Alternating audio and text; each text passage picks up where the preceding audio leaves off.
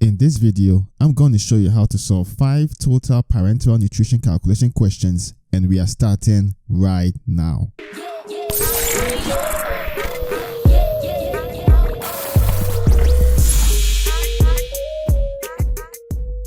Hello, this is Dr. Dankwa, and if this is your first time here and you'd like to learn pharmaceutical calculations, tips, tricks, and strategies, then start by subscribing and clicking the bell so you don't miss anything. So the questions in this video are from our NAPLEX Calculations Question Bank, which is the largest pharmaceutical calculation bank on the planet. Now, if you'd like to check it out, I'm going to put that link to the question bank in the description. Also, if you'd like to see additional TPN calculation videos, we have so many on the channel, and I'm going to link a playlist in the description as well. So let's get right to it. This question says, a 56-year-old white male has a height of 77 inches and weight of 300 pounds. His protein requirement is 1.2 grams per kilogram per day and has stress factor of 1.3 and activity factor of 1.2. Calculate the fat requirement in milliliters using 10% lipid emulsion if 30% of non-protein calories is from fat. Round to the nearest whole number. Do not include units. So here, the goal of the question is to determine the volume in milliliters of 10% lipid emulsion that will be used to supply the fat requirement of the patient. Now, the fat requirement is actually 30% of non-protein calories. So the way you get non-protein calories is to first determine the total daily expenditure and then subtract from that the calories that are contributed by the protein. So the first thing we need to do in this question is to know how to determine the total daily expenditure. And the way you do that is to use this equation. So total daily expenditure, which is TDE, is equal to BEE, and BEE is basal energy expenditure, times the activity factors times the stress factor. So in order to determine the total daily expenditure, you need to know what the BEE is. Now, the way you calculate BEE, or basal energy expenditure, is to use an equation, and there are two versions. There's one for males and one for females. And so anytime you have this type of question, the first thing is to look in the question and determine what the gender of the patient is. In this question, the patient is a male, so we want to use the version of the BEE equation that is suitable for males. And the way that one will actually look like is your BEE is equal to 66.7 plus into parentheses 13.75 times the weight of the patient in kilograms plus into parentheses 5 times the height of the patient in centimeters minus into parentheses 6.76 times the age of the patient in years. Now, to be able to use the BEE equation, we need to first make sure that the weight of the patient is in kilograms and then the height is in centimeters. So from the question, the weight of the patient is in pounds and then the height of the patient is in inches. So we need to do some conversions before we actually use the equation. So let's start off with the weight of the patient. The weight of the patient is given in pounds, but we need it in kilograms. So we start off with 300 pounds. And to convert that to kilograms, we need the conversion factor. The 2.2 pounds is equal to 1 kilogram. The pounds cancel out. And this is going to be equal to 300 divided by 2.2, which actually breaks down to 136.36 kilograms. Now, we need to also convert the height from inches to centimeters. And so the height is given as 77 inches. And to convert from inches to centimeters, 1 inch is 2.54 centimeters. So inches cancel out. And then you have 77 times 2.54. And that's actually equal to 195.58 centimeters. So we can now go ahead and find the BEE. So BEE is going to be equal to 66.7 plus into parentheses 13.75 times the weight of the patient in kilograms, which is 136.36, plus into parentheses 5 times the height of the patient in centimeters. Height is 195.58 minus into parentheses 6.76 times the age of the patient in years. Now, the patient is a 56-year-old white male, so that will be times 56. And then when you do the math, that's actually going to be equal to 2534.172 kilocal. So now that we know the BEE, we can actually go ahead and calculate what the TDE will be. So that would imply that your TDE, which is total daily expenditure, is going to be equal to the BEE, which we calculated to be 2534.172 0.172 times the activity factor. The activity factor in the question is given as 1.2, so times 1.2 times the stress factor. The stress factor is given as 1.3 times 1.3. Now, when you do the math, that's actually going to be equal to 3953.31 kilocal. Now, the 3953.31 kilocal that we just calculated is the total daily expenditure that this patient needs. Now, since the question is actually saying that we want to provide the fats requirement as 30% of the non-protein calories, we need to actually determine the calories that we get from the protein and subtract that from the TDE. And so the way you calculate the calories of the protein is to make use of the protein requirement, which has been given as 1.2 grams per kilogram per day. We multiply that by the patient's weight. Patient's weight is actually given in pounds, but we also did a quick conversion to kilograms, so we can multiply by the kilograms so that the units are consistent. So we multiply this by 136.36 kilograms. The kilograms cancel out, and now we need to convert the grams to kilocals.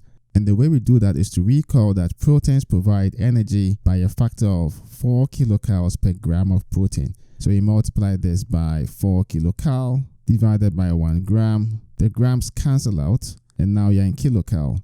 And that actually should be equal to 654.4 kilocal. So you do get 654.4 kilocals from the protein. So now we can proceed to determine the non-protein calories. And so the non-protein calories, which is sometimes written as NPC, is going to be equal to the 3953.31 kilocal minus the 654.4 kilocal. Now, once again, the 3953.31 kilocal is your total daily expenditure, and the 654.4 kilocal is the calories you get from the proteins. And so when we go ahead and do the subtraction, you end up with 3298.91 kilocal. Now, from the question, the fat requirement is actually supposed to be 30% of the non-protein calories. So we need to multiply the 3298.91 kilocal by 30%. And so the way that would actually look like is you have 30%, which is 30 divided by 100 times the non-protein calories, which is 3298.91 kilocal.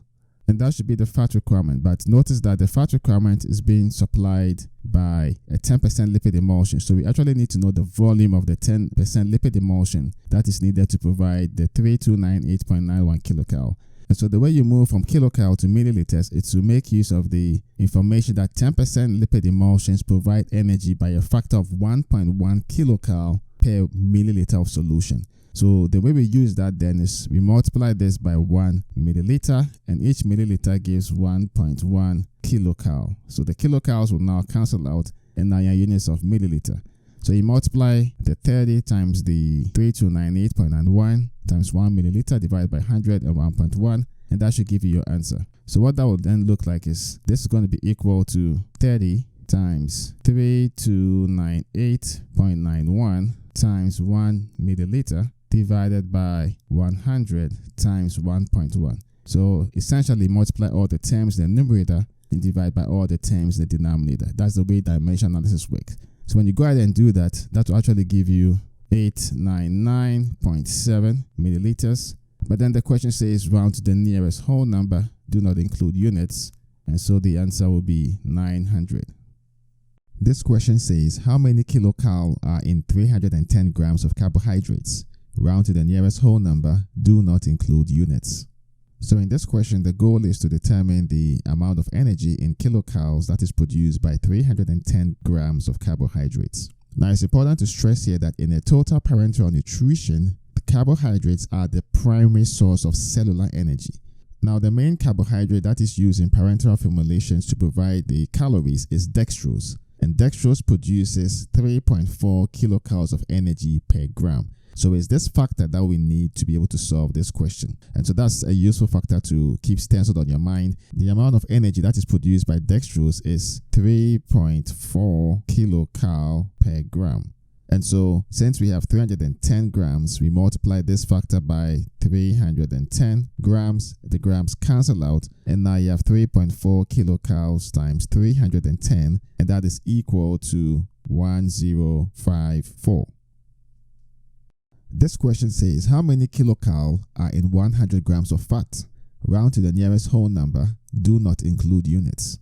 So in this question, the goal is to determine how much energy in kilocalories is present in 100 grams of fat. Now, it's important to note that in a TPN, fats are used primarily as a source of essential fatty acids. Now, occasionally, they can also be used to provide energy when the body cannot obtain all of its needed energy requirements from carbohydrates. So fats also may serve as a source of non-protein calories. Now, to solve this question, it's actually important to recall that fats provide 9 kilocalories of energy per gram. Now, with that in mind, we can proceed to solve this question by starting with the factor, which is 9 kilocalories of energy, which is produced by every gram of fat. Now, we have 100 grams and we want to find out how many kilocalories that we produce. So we multiply this factor by 100 grams. The grams cancel out, and then you have 9 kilocalories times 100. And that is going to be equal to 900 kilocalories. But from the question, it says round to the nearest whole number. It's already a whole number, so you're okay with that. But it says do not include units. So the actual answer will be 900. This question says 20 milliequivalents of sodium is being added to a TPN. Half of the sodium is coming from sodium acetate, which has a concentration of 2 milliequivalents per milliliter, and the other half are sodium chloride with a concentration of 4 milliequivalents per milliliter. How many milliliters of sodium acetate will you need? Round to the nearest whole number. Do not include units. So in this question, the goal is to determine the volume in milliliters of sodium acetate that is needed to complete this order. It's important to stress that you are having two sources of sodium. You have sodium acetate and sodium chloride. Now, from the question, your total amount of milliequivalents that is needed is 20 milliequivalents, and half of that is coming from the sodium acetate. So the first step is to determine the amount in milliequivalents of sodium that is coming from the sodium acetate. Now, since your total is 20 milliequivalents and half of that is coming from the sodium acetate, then we can multiply this value by half, and that will be equal to 10 milliequivalents. So it implies that the sodium acetate is going to contribute the equivalent of 10 milliequivalents to this TPN preparation. And so the way we determine the volume is to make use of the concentration for the sodium acetate, which is 2 milliequivalents per milliliter, in conjunction with the 10 MEQ, and that will give us the volume. So what that would look like is you have 2 milliequivalents in 1 milliliter. That's the ratio. And that's going to be equal to some volume that will give us the 10 milliequivalents. So you have 10 milliequivalents divided by x ml. And once you solve for x, that will give us the volume that is needed. So we can go ahead and solve for x. X is going to be equal to 1 milliliter times 10 milliequivalents divided by 2 milliequivalents. The milliequivalents cancel out, and that is going to be equal to 5 milliliters. But notice the question says round to the nearest whole number. Do not include units. So in terms of whole number, the number is 5, so that is fine. But the actual answer that you put in your box, or the answer box, will be 5 because you don't need to include the units. This question says how many milliliters of D70W will be needed to give a patient 750 kilocalories? Round to the nearest whole number. Do not include units. So let's do a quick analysis of the question. Here the goal is to determine the volume in milliliters of D70W, which is dextrose 70% water, that will be needed to give a patient 750 kilocalories. Now, to actually solve this question, there are two important factors that we need. The first is to understand that dextrose produces energy by a factor of 3.4 kilocalories per gram. The other factor that we need is actually based on the definition of the D70W, and that implies that you have 70 grams of dextrose in every 100 milliliters of the D70W solution.